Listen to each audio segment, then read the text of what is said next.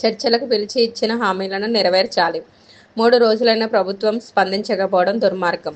Artisan అంటే British కాలం నాటి చేతి వృత్తులకు సంబంధించిన సమూహమని, సాంకేతికపరమైన మా విద్యుత్ ఉద్యోగులను ఆర్టిజన్లో చేర్చడం శోచనీయం. ఒకే సంస్థ ఒకే రూల్ ఉండాలన్నదే మా డిమాండ్. ఆర్టిజన్ పెద్దపల్లి జిల్లా జేఏసీ చైర్మన్ మల్లా కిషన్ రెడ్డి.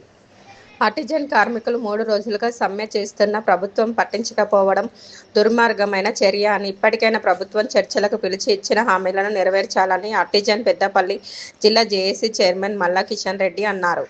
ప్రభుత్వం దిగువచ్చి విద్యుత్ శాఖలో పనిచేస్తున్న ఆర్టిజన్ ఉద్యోగుల సమస్యలను పరిష్కరించే వరకు నిరవధిక సమ్మెను విరమించే ప్రసక్తే లేదని శుక్రవారం జిల్లా కేంద్రంలో సమావేశంలో ఆయన మాట్లాడుతూ, కాంగ్రెస్ పార్టీ అధికారంలోకి రాకముందు అప్పటి శాసనసభ పక్షనేత, ప్రస్తుత ఉప ముఖ్యమంత్రి మల్లు భట్టి విక్రమార్క చేపట్టిన పాదయాత్రలో మాది ప్రజాప్రభుత్వం, అధికారంలోకి రాగానే ఆర్టిజన్ ఉద్యోగుల సమస్యలు ఖచ్చితంగా పరిష్కరిస్తామని హామీ ఇచ్చారు. 2 ఏళ్లు గడుస్తున్న విద్యుత్ ఉద్యోగుల సమస్యలను పరిష్కరించకుండా విస్మరిస్తున్నారని అన్నారు. రెగ్యులర్ ఉద్యోగులతో పాటు తమకు ఏపీఎస్ఈబీ రూల్స్ను అమలు చేయాలని, విద్యార్హతను బట్టి కన్వర్షన్ చేయాలని, తమ డిమాండ్లను పరిష్కరించాలన్నారు. ఒకే సంస్థలో పనిచేసే వారందరికీ ఒకే రూల్స్ వర్తింపజేసే వరకు సమ్మెను కొనసాగిస్తామన్నారు. ఈ సమావేశంలో ఆర్టిజన్ ఉద్యోగులు తదితరులు పాల్గొన్నారు. నేను తెలంగాణ విద్యుత్ artisan joint action committee Peddapalli JAC chairman మల్లా కిషన్ రెడ్డిని. బ్రిటిష్ నాటి కాలం నాటి స్టాండింగ్ ఆర్డర్ను ఇవ్వడం వల్ల 23,000 అవుట్సోర్సింగ్ కార్మికులందరికీ అన్యాయం చేసినారు.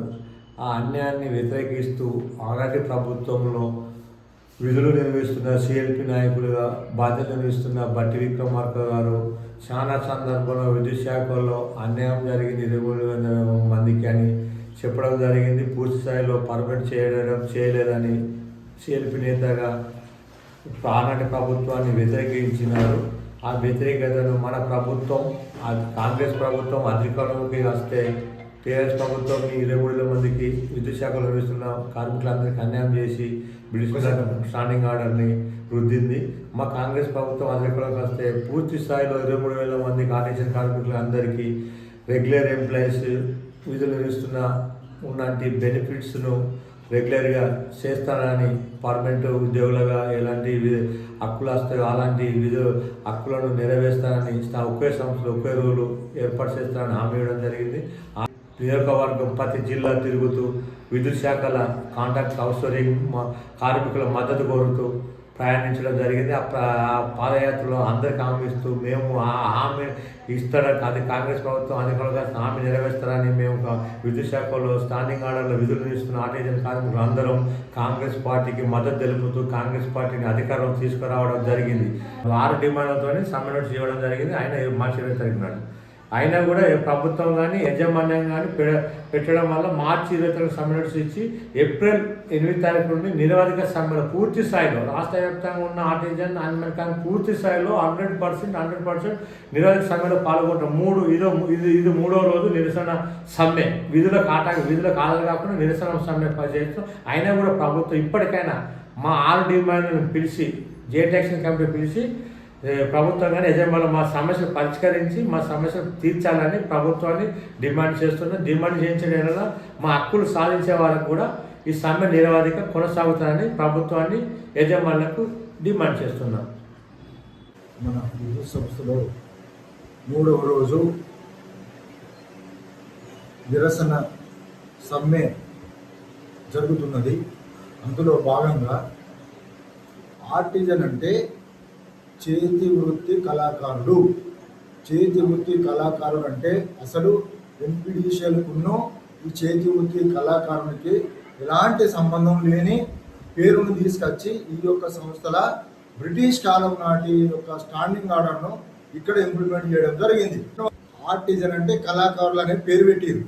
వాస్తవంగా కళాకారులు అనే పేరు పెట్టకూడదు. దీనిలో ఒక లైన్ మీద జేలేమా అసిస్టెంట్ లైన్ మీద దీనికి సంబంధించిన టెక్నీషియన్కు మేము ఐటీఐ పాస్ అయినాం. మాకు ఐటీఐ పాస్ అయినందుకు ఇదే డిపార్ట్మెంట్లో జూనియర్ లైన్ మీద అనే పేరు వాడుతున్నారు. అదే పేరు మేము కంటిన్యూషన్ చేస్తే అయిపోవు. కానీ ఆర్టిజన్ అనే పేరు పెట్టి అనవసరంగా శ్రమ దోపిడీ చేసుకుంటా బ్రిటిష్ కాలం నాటే ఇంప్లిమెంటేషన్ ఆర్డర్ను పాస్ చేస్తుండ్రు. అది చాలా అన్యాయంగా ఉన్నది. దాని నాకు ఆర్టిజన్ అనే పేరు పెట్టడం తోటి రెగ్యులర్ ఎంప్లాయీస్కు ఆర్టిజన్కు తేడా ఏంటిదంటే లీవులు అన్న కానీ జీతంలో వాళ్లకు ఆర్టిజన్కు 70-80% తేడా ఉంది. మేము 6 డిమాండ్లతోటి కూడుకున్నటువంటి నిరాహార దీక్షలు కానీ సమ్మె కానీ జరుగుతున్నది. 3 రోజుల సమ్మె జరుగుతుంది.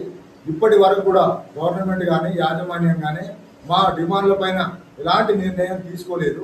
ఇప్పటికైనా కార్మికులను, కార్మిక కుటుంబాలను, కార్మిక వర్గాన్ని అన్ని రకాల ఆలోచించి ఈ యొక్క 6 డిమాండ్లను నెరవేరుస్తారని ఆశిస్తూ, ఇప్పటికైనా ఆశించని ఎడల, ఈ యొక్క డిమాండ్లను ఆశించని ఎడల మేము ఈ యొక్క సమ్మెను ఇంకా ఉధృతం చేసి పైకి తీసుకుపోయి ఇలా జరుగుతుందో అలా జరుగుతుందని మేము తెలియజేస్తూ, మరి ఒకసారి ప్రభుత్వానికి కానీ మన విద్యుత్ శాఖ మంత్రికి కానీ ముఖ్యమంత్రికి కానీ రిక్వెస్ట్ చేసి కూడా చెప్తాను, ఈ ఉద్యమం అనేది ఉధృతం అవుతుంది, దయచేసి మా కంట్రోల్ ఉండదు, అన్ని సమస్యలు కూడా 6 సమస్యలు నెరవేర్చాలని కోరుతున్నాం.